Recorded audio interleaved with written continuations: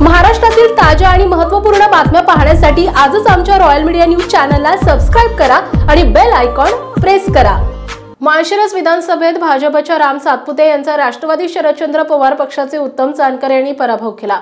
लोकसभेला आणि विधानसभेला पराभूत झाल्यानंतर राम सातपुते यांनी आपलं पराभवाचं खापर हे रणजितसिंह मोहिते पाटील यांच्यावर फोडलंय। त्यानंतर त्यांनी रणजितसिंह मोहिते पाटील यांची पक्षातून हकालपट्टी करावी असं ट्विट देखील केलं होतं। आता पुन्हा एकदा राम सातपुते यांनी रणजितसिंह मोहिते पाटील यांच्यावर गंभीर आरोप केलेत। आज त्यांनी मुख्यमंत्री एकनाथ शिंदेंसह उपमुख्यमंत्री देवेंद्र फडणवीस आणि अजित पवार यांची भेट घेतली। यावेळी त्यांनी मोहिते पाटील यांच्या हकालपट्टीची मागणी केली आहे। मोहिते पाटील यांच्या कारखान्याला 113 कोटी रुपये देवेंद्र फडणवीस यांनी दिले होते, मात्र त्यातील अर्धे पैसे मला पाडण्यासाठी मोहिते पाटलांनी वापरल्याचं सातपुते म्हणालेत। माझ्या कार्यकर्त्याला जबर मारहाण केली। रणजितसिंह मोहिते पाटील यांनी उत्तमराव जानकर यांचा उघड प्रचार केला।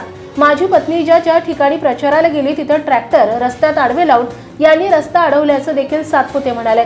आमच्या कार्यकर्त्यांचं रक्त सांडलंय, त्यामुळे तात्काळ रणजितसिंह मोहिते पाटील यांची हकालपट्टी करा असं राम सातपुते म्हणाले। यांनी माझ्या कार्यकर्त्याला जबर मारहाण केली। त्यांनी उत्तमराव जानकर यांचा उघड प्रचार केल्याचा फोटो सोशल मीडियात व्हायरल झाले असल्याचे राम सातपुते म्हणाले।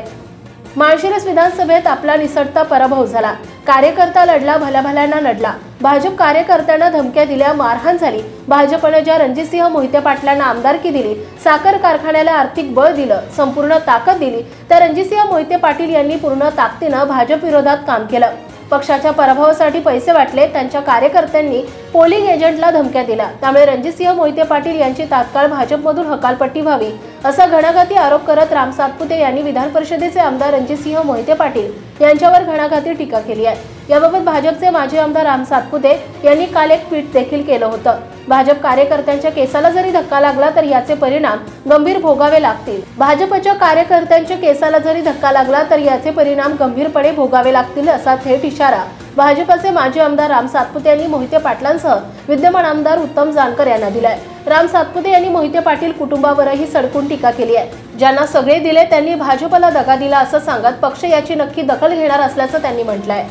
त्या अर्थाने माझं कोण आहे, मी आणि माझी पत्नी दोघं जण प्रचार करत होतो। माझं ना इथं नातं होतं, ना कारखाना, ना सूतगिरणी, ना पिठाची गिरणी। मी फक्त कामाच्या जोरावरती मताचं दान मागितलं। विरोधी उमेदवाराने काय केलं? विरोधी उमेदवारानं या ठिकाणी घराघरात पैसे वाटले। विरोधी उमेदवारानं काय केलं? या ठिकाणी विरोधी उमेदवारानं या ठिकाणी बुटा सकट विरोधी उमेदवार मोहिते पाटलाच्या पाया पडला। हे पश्चिम भागाला पटलं नाही आणि अनेक जणांनी कुंडलिकराव होईल नंतर तुम्हाला बोलायला संधी देऊ आपण।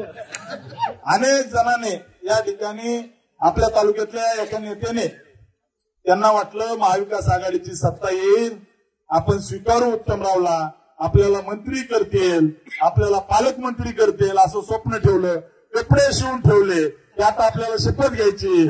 परंतु देवेंद्र फडणवीस म्हणते ठरवलं की कार्यक्रम असतो।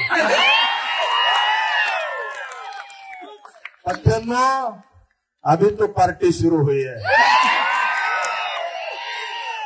1,08,000 लीड आहे। इथं उत्साह आहे, तिकडे सुतक पडलंय सुतक। याला ताकद म्हणतात, ताकद। एकटा कार्यकर्ता नडला, एकटा। आम्ही हरलो तरी असलं तर टोपडतो काळजी करायचं कारण नाही। शिंगणापूरच्या एक शब्द लक्षात ठेवा, माळशिरस तालुक्याच्या जनतेला मी शब्द देतो, माझं शिखर शिंगणापूरच्या मंदिराकडे तोंड आहे। या ठिकाणी महादेवाची शपथ घेऊन सांगतो, माळशिरस तालुक्याला मी कधी एकटं पडू देणार नाही।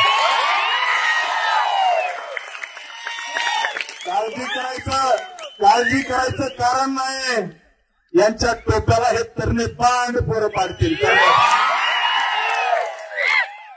यांचे खोडं जे आहेत जुने, त्यांचे जुने खोडं जे आहेत यांना हे तरणे पांड पोरं पंचायत समिती, जिल्हा परिषद, नगरपालिकेला पाडतील। आता काय सुरू झालं? असं झालं, विरोधी उमेदवार म्हणला लाडकी बहीण। अरे लाडकी बहीण आहे ठीक आहे, आम्ही दिलं ते, त्याचा अभिमान आहे, बहिणीने आम्हाला साथ दिली। परंतु सगळ्यात महत्वाची गोष्ट आहे, भैया मला काल तुम्ही म्हणले असं म्हणू नका, सुजय भैया म्हणले, पण घरादारा सकट सगळे बाहेर पडले तरी पट्टेनी 1,08,000 मतं घेतली. सहन केलं भैया. मागच्या 5 वर्षामध्ये मी फार सहन केलं. माझा तो स्वभाव नाही. मी लढणारा कार्यकर्ता आहे.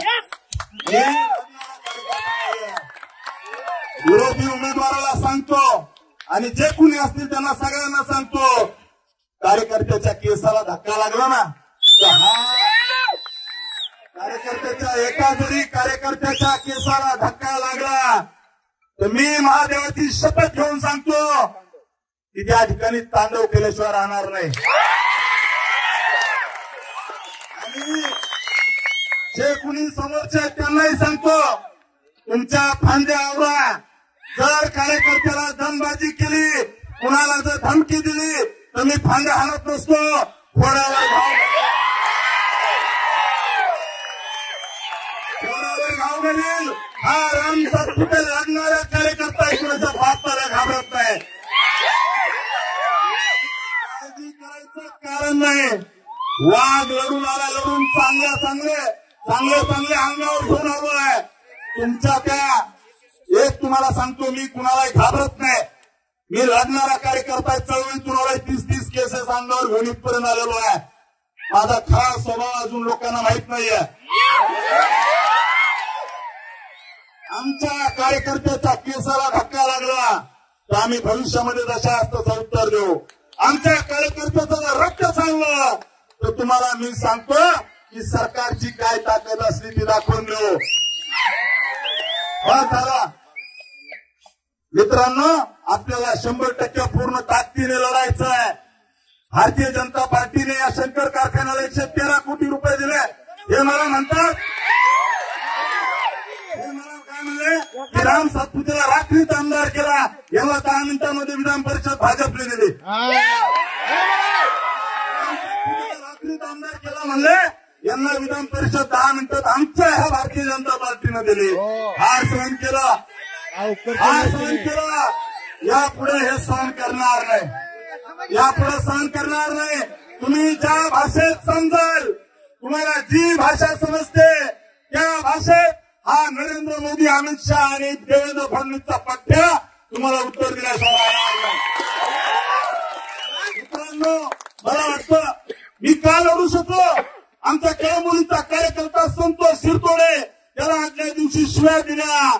पठ्याने स्वतःच्या धर्मपत्नीला बूथवरती उभा केलं आणि हा गावामध्ये मतं गोळा करत होता. ती प्रेरणा आमची आहे.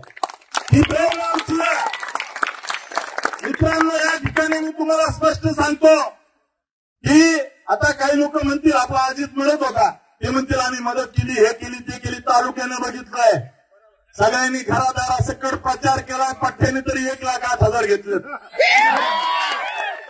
अजिबात नाही. मी या ठिकाणी स्पष्ट सांगतो, ही निवडणूक पूर्ण ताकदीने फक्त भारतीय जनता पार्टी आणि महायुतीच्या कार्यकर्त्याच्या जोरावर लढलो. आपल्याला अदृश्य शक्ती म्हणजे इथली जनता जी सायलंट होती, बोलू शकत नव्हती, त्यांच्या जीवावरती आपण ही मतं घेतल्यात. दुसरी कोणती अदृश्य शक्ती नव्हती. या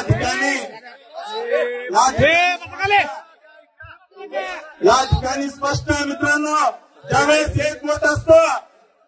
एक मिनिट पुढले किंवा आता तुम्ही शांत राहा.